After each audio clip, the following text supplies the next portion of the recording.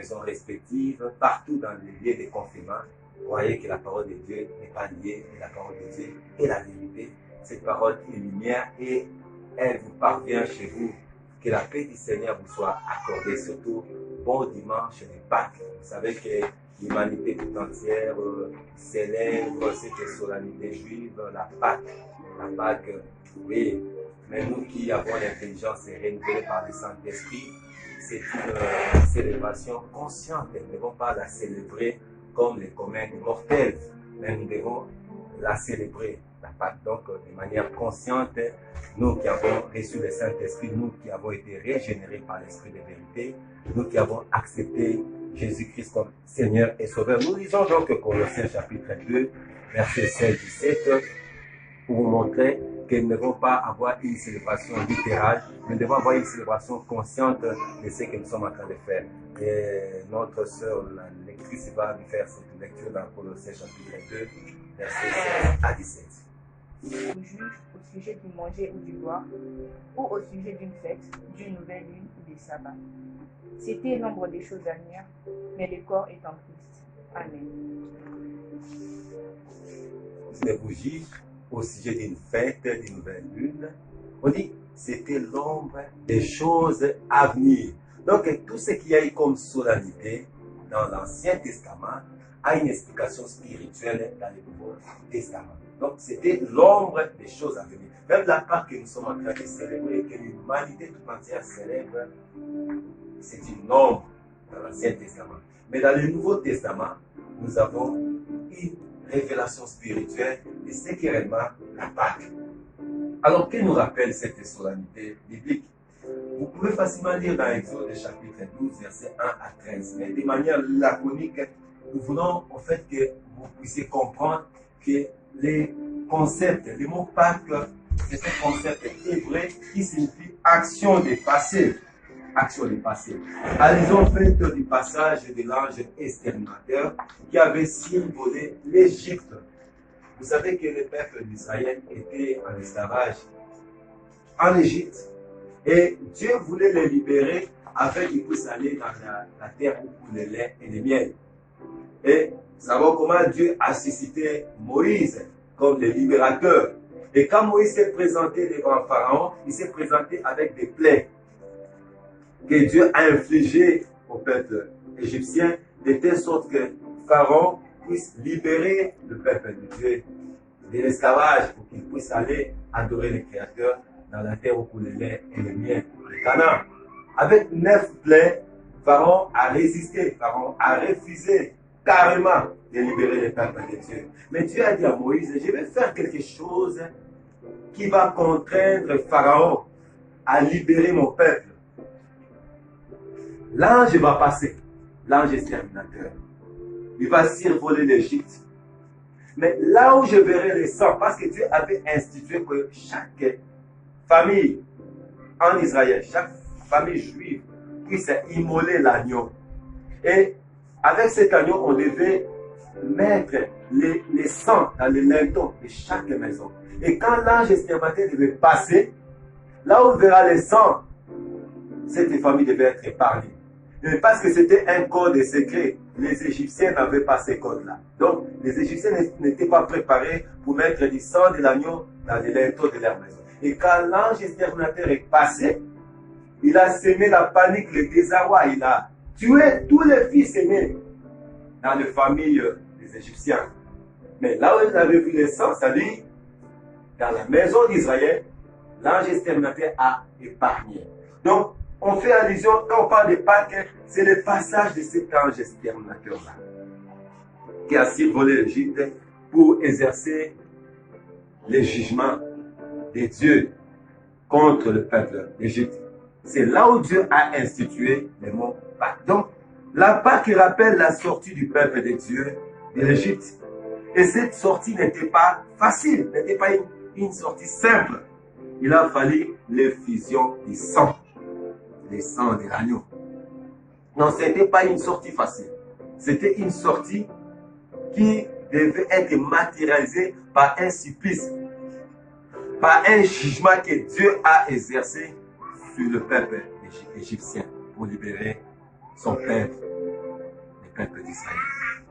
Donc, la Pâque a une signification également, une connotation spirituelle pour l'Église.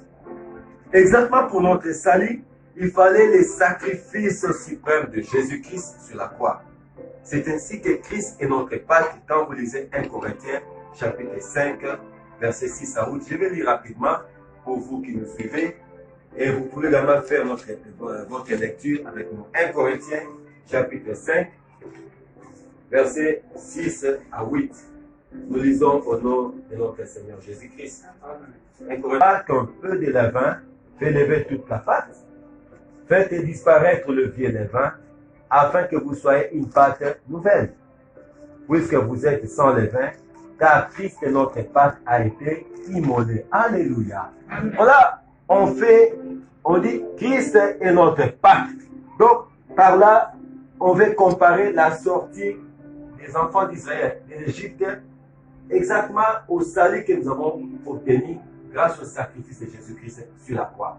Parce que l'élément moteur en ce qui concerne la Pâque, c'est l'effusion du sang. Ce qui caractérise la Pâque, c'est l'effusion du sang de l'agneau. Notre salut aussi bien que celui de l'Israël en Égypte, a été rendu possible par le sang de l'agneau Jésus-Christ. D'ailleurs, Jean-Baptiste l'a dit quand il a présenté Jésus dans Jean 1, verset 29, il a dit, voici l'agneau de Dieu qui ôte les péchés du monde. Donc, je voudrais partager avec vous quelques vertus du sang de Jésus-Christ. Parce que nous avons dit, ce qui fait la force de la Pâque, c'est l'effusion du sang. De même que le sang a coulé pour que le peuple d'Israël sorte de l'Égypte, Dieu nous a rachetés par le sang de son Fils Jésus-Christ. Il fallait que Jésus-Christ verse son sang sur la croix pour que toi et moi nous soyons sauvés. Et Christ est devenu notre Pâque. Donc, dans le sang, il y a de vertu. C'est ce que vous devez comprendre. Parce que la Pâque qui a été célébrée par les Juifs en Israël n'était qu'une nombre de choses à venir. La réalité, nous la vivons en Christ. Et le sang a coulé à Golgotha, non pas pour rien. Mais si le sang a coulé à Golgotha, c'était pour que nous puissions bénéficier de quelque chose. Il y a quelques vertus dans le sang de Jésus-Christ. Rapidement, qu'est-ce que nous pouvons bénéficier du sang de Jésus? Le sang de l'agneau est la dernière cartouche de Dieu face à la résistance de l'ennemi. Qu'est-ce que je veux dire par là? Moïse s'est présenté avec un œuf plein devant Pharaon. Pharaon a résisté. Quand Moïse a transformé du sable en poux, les magiciens de Pharaon également voulaient le faire. Mais ils ont dit, ça c'est le droit de Dieu. Mais quand Moïse a transformé l'eau en sang, ils l'ont fait. Et vous verrez, pendant ces 9 plaies, Pharaon a toujours résisté. Il n'a pas libéré le peuple de Dieu. Mais, plus loin, Dieu dira, cette fois-ci, je vais faire quelque chose qui va contraindre Pharaon à libérer mon peuple. Quand il y a eu intervention du sang, quand le sang est intervenu, Pharaon ne pouvait plus résister. Exode chapitre 11, verset 1er. Écoutez ce que Dieu dit. L'Éternel dit à Moïse, je ferai venir encore une plaie sur Pharaon et sur l'Égypte. Après cela, il vous laissera partir d'ici. Lorsqu'il vous laissera tout à fait aller, il vous chassera même d'ici. Quand le sang intervient, le diable ne peut plus résister. Quand le sang est intervenu, Pharaon ne pouvait plus résister. C'est pour ça que nous disons, l'effusion du sang, c'est la dernière cartouche de Dieu contre toutes les formes de résistance. Si j'étais chrétien, je dirais, c'est la prise de finition de notre Dieu. Quand le sang intervient, le diable ne peut plus résister. Réjouis-toi parce que le sang de Jésus-Christ a coulé à Golgotha. Et nul ne tiendra devant toi. Tu as la victoire sur l'ennemi, tu as la victoire sur le diable et sur tout ce qu'il entraîne comme force. Deuxièmement, quelle est la vertu encore du sang? Le sang de l'agneau est aussi l'arme efficace entre les mains de l'Éternel pour notre protection. Le sang de Jésus-Christ est véritablement une arme de protection. Amen. Nous lisons Exode chapitre 12, versets 23 à 24. Écoutez ce que le Saint-Esprit déclare. Quand l'Éternel passera pour frapper l'Égypte et verra les sangs sur les linteaux et sur les dépoteaux, l'Éternel passera par-dessus la porte et il ne permettra pas aux destructeurs d'entrer dans vos maisons pour frapper. Parce qu'il y a le sang, les destructeurs ne pouvaient pas frapper. Écoutez bien, mais parce que le sang de Jésus-Christ a coulé, le diable n'a plus de pouvoir sur vous. Il ne peut plus frapper quoi que ce soit. Il ne peut plus frapper qui que ce soit. Parce que le sang a coulé. Et le sang, c'est notre instrument de protection. C'est l'arme de protection. Les destructeurs ne pouvaient pas frapper quand il a vu le sang. Et sache que le diable ne peut plus te toucher. Il a dit, ne touchez pas mes rois, ne faites pas du mal à mes serviteurs. Celui qui vous touche à la prière de l'aide de l'Éternel. Tu es devenu intouchable parce que le sang de Jésus-Christ a coulé. La troisième vertu, écoutez bien aimés, n'hésitez jamais d'appliquer le sang de Jésus-Christ dans vos maisons, dans vos familles, dans vos affaires, dans vos études, devant toute agression satanique. Quand l'ennemi se lève comme un fleuve, l'Esprit de l'Éternel mettra en foule. Et dans le sang de Jésus, il y a l'Esprit de l'Éternel. Le sang de Jésus, c'est véritablement une arme qui met en déroute le diable. C'est notre arme de secours. Zacharie 9, 11 dit ceci. Appliquez donc le sang de Jésus-Christ dans tout ce que vous faites. Parce que dans ce sang-là, il y a la vertu de la protection. Zacharie 9, verset 11 dit ceci.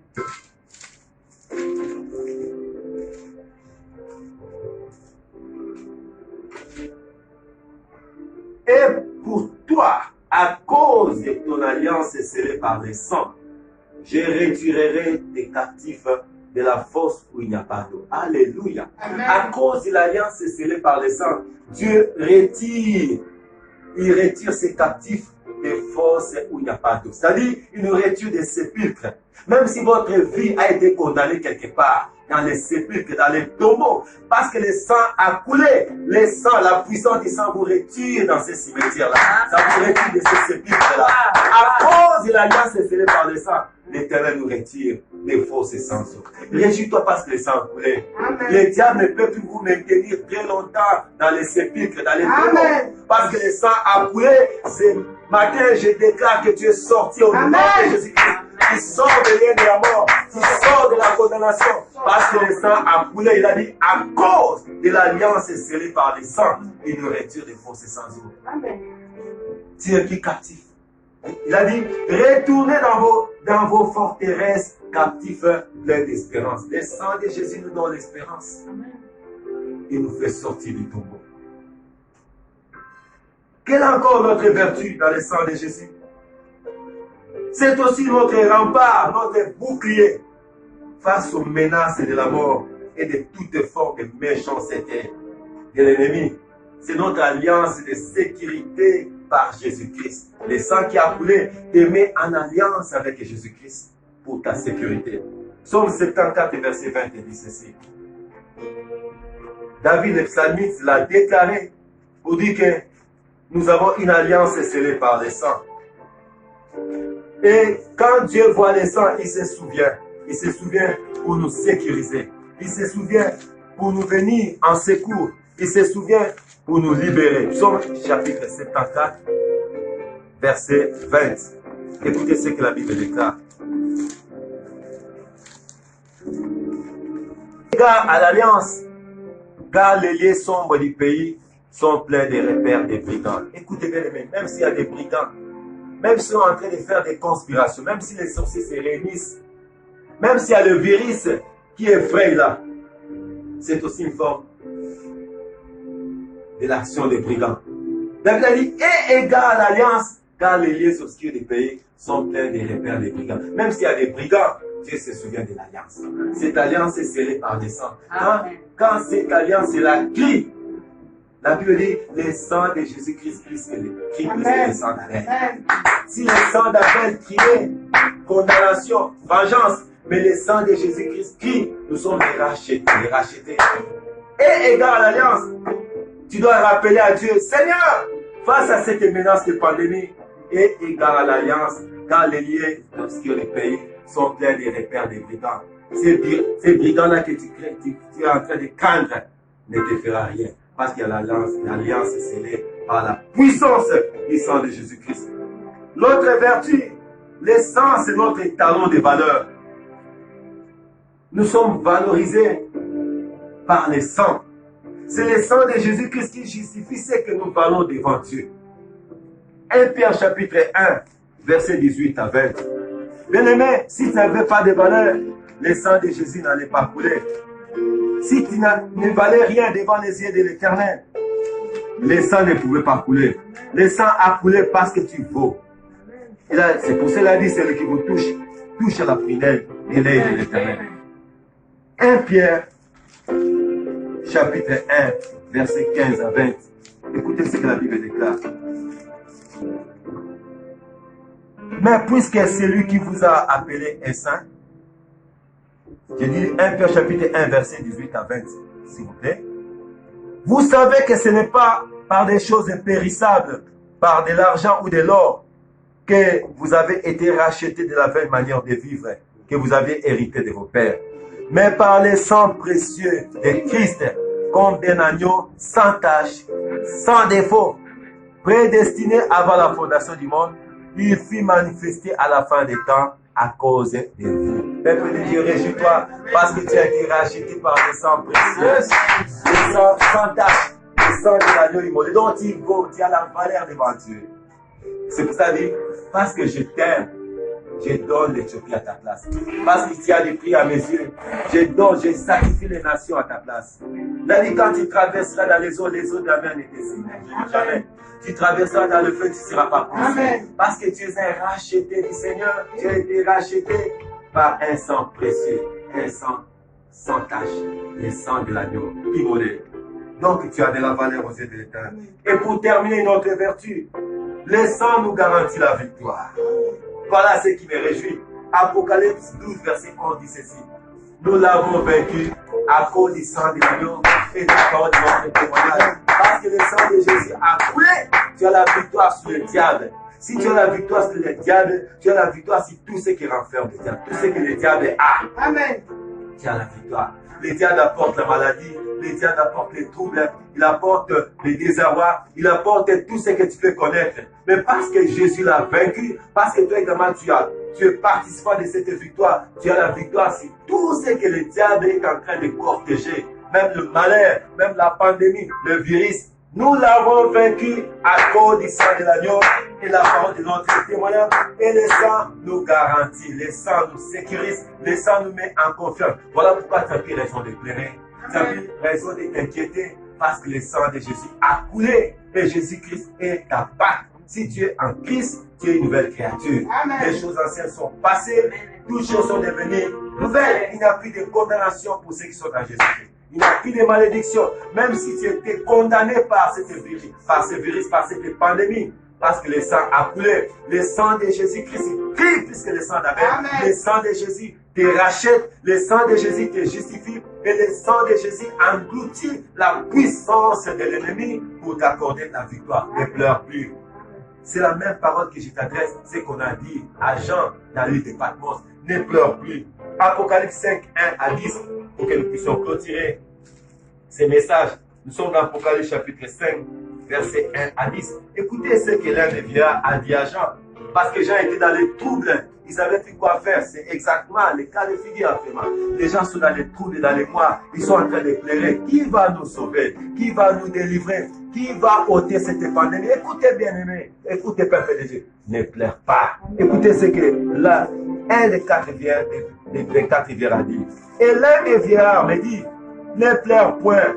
Voici les lions de la tribu de Juda, les rejetons de David, a vaincu pour ouvrir le livre et ses 7 sceaux. Et je vis au milieu du trône et des 4 êtres vivants, et au milieu des vieillards, un agneau qui était là, comme immolé. Il avait 7 corps et 7 yeux, qui sont les 7 esprits de Dieu, envoyés par toute la terre. Il vint et prit le livre de la main droite de celui qui était assis sur le trône. Quand il eut pris le livre, les 4 êtres vivants et les 24 vieillards se prosternèrent devant l'agneau, tenant chacun une harpe et des coupes d'or remplies de parfums qui sont les prières des saints. Et ils chantaient un cantique nouveau en disant, tu es digne de prendre les livres et d'en ouvrir les seaux, car tu as été immolé et tu as racheté pour Dieu par ton sang les hommes de toutes les tribus, de toutes les langues, de tout peuple et de toutes les nations.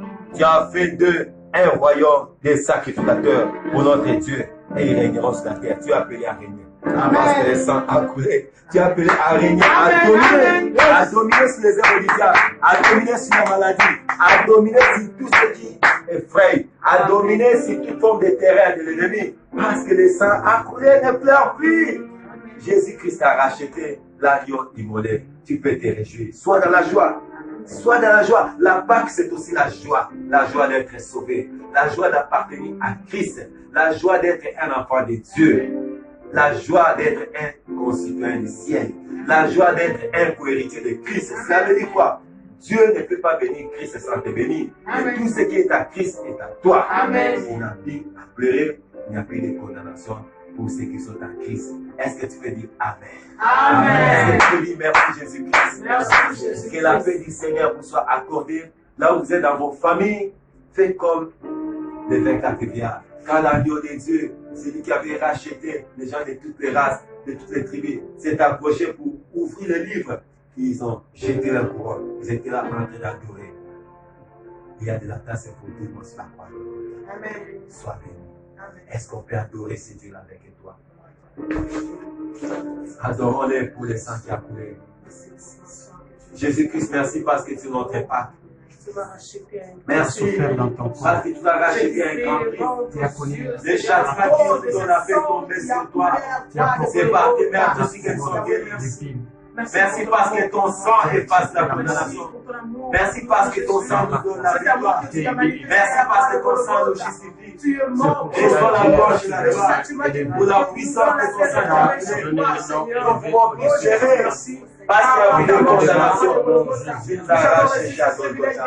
Merci, c'est notre part, c'est notre part de Jésus. Merci pour la victoire. Merci pour le sang qui a coulé. Gloire à toi, Jésus. Gloire à toi, Jésus. Gloire à toi, Jésus. Antikike Moyenase, Topé Sanamomoye, Amatina et Kolosu, Afosine Omonangaï. C'est toi qui as payé sur la croix à Golgotha pour ma justification. Tu as répandu ton sang, Jésus, pour ma justification. Les châtiments qui nous donnent la paix, ton Dieu, c'est toi, Jésus. Oh, merci Jésus. Nous t'es Dieu qui t'es le ciel. Merci. Après la forme humaine. Quel amour. Merci Jésus. Voilà, c'est dans la main capable de Dieu. Merci. Cette vocation merci parce que, oh Dieu, la page, Christ est ressuscité. Le fondement de la pandémie s'écroule. Seigneur mon Dieu, la vertu de ton puissance, Seigneur, neutralise les contaminations, les contagions au nom de Jésus. La maladie est terrassée, la pandémie, Seigneur mon Dieu, s'est volatilisée à cause de ta terre, à cause de ton nom, Jésus. Oh, merci